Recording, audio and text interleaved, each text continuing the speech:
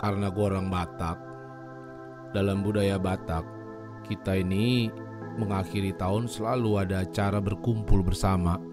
Namanya acaranya Mandok Hata. Di acara itu kita saling bercerita tentang apa kesan kita di 2020 dan apa harapan kita di 2021. Itu budaya orang Batak. Jadi di video ini, inilah Mandok Hata gue. Buat gue 2020 adalah tahun yang kayak roller coaster. Tahun dimana gue belajar bagaimana supaya bertahan. Dan juga tahun dimana gue dipaksa untuk belajar beradaptasi sama perubahan. Tapi secara umum gue senang karena gue bisa mengakhirinya sekarang.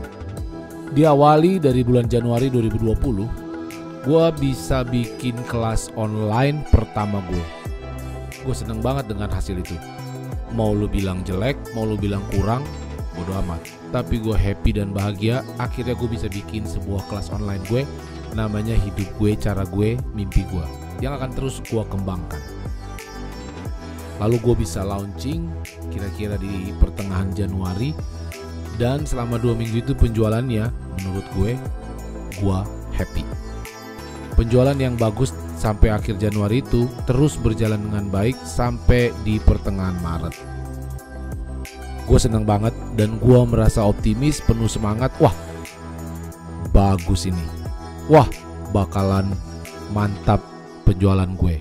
Wah, bakalan meningkat YouTube gue. Dan semuanya sepertinya indah dan semua berjalan dengan sesuai rencana gue. Bahkan lebih kali gue rasa.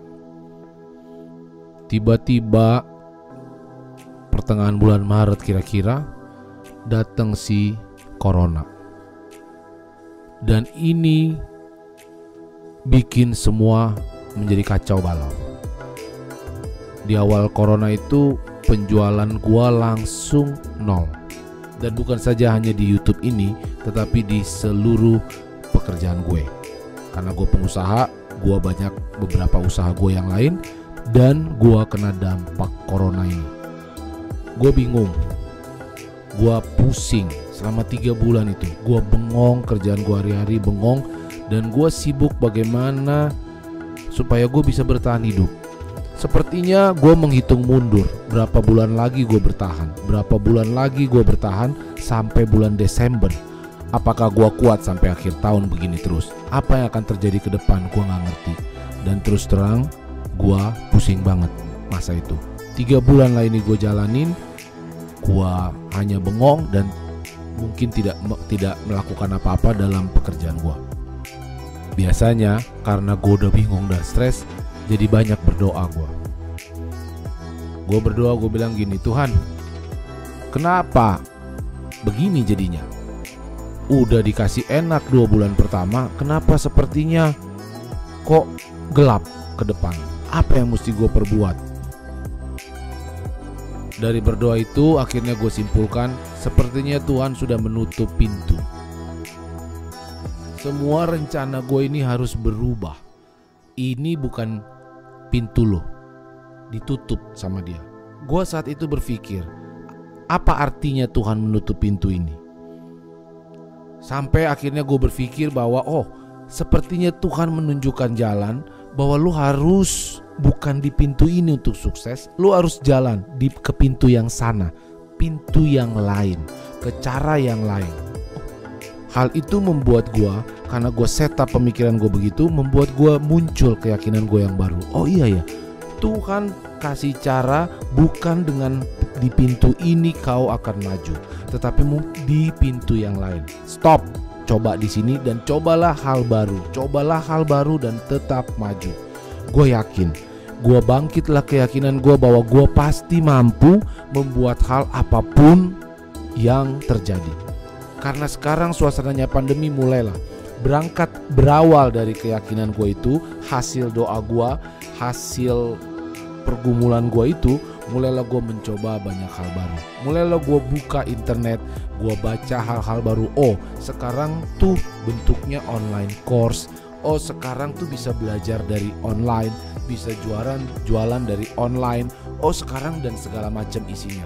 Gue baca dan gue pelajarin lah secara luar biasa banyaknya. Gue baca dan gue pelajarin lah dengan luar biasa ngotot. Gue nggak tidur, gue baca banyak hal baru dan sampai gue tanya ke beberapa temen gue dan memang orang-orang yang sudah ahli. Itu kira-kira di bulan 7 mulailah bergerak pekerjaan gue.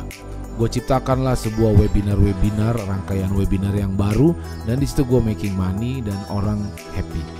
Di YouTube pun gue ciptakan berbagai gaya baru, video-video baru gue upload, dan banyak hal lagi yang gue kerjakan situ. Gue belajar, gue ajak teman-teman berkolaborasi, gue menemukan kasihkan baru, dan sampai saat ini gue happy jalaninnya.